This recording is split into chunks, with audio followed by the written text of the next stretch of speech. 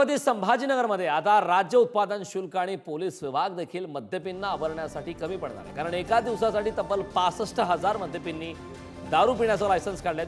विदेशी दारूसाठी 55,000 लायसन्स तर देशी दारूसाठी 10,000 लायसन्स यामध्ये आहेत। तर राज्य उत्पादन शुल्क विभागाने बेकायदेशीर होणाऱ्या विक्री आणि घटना टाळण्यासाठी 7 पथके तयार केली आहेत। मद्यनिर्मिती कारखान्यावर पथकाचे सीसीटीव्ही कॅमेरे लक्ष ठेवून असणार आहेत। त्यामुळे आता मोठ्या प्रमाणात तब्बल 65,000 मद्यपींनी दारूचे लायसन काढल्याचा प्रकार समोर आहे। पथकाचे मात्र सीसीटीव्ही कॅमेऱ्याकडे लक्ष असणार आहे।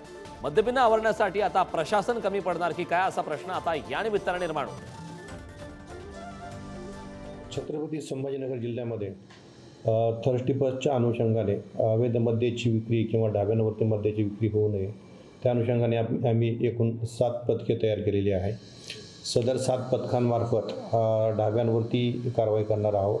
त्याचबरोबर मद्य पिऊन गाडी चालवतात तर त्या अनुषंगाने आम्ही ब्रेथ ॲनालायझर मार्फतही तपासणी करणार आहोत।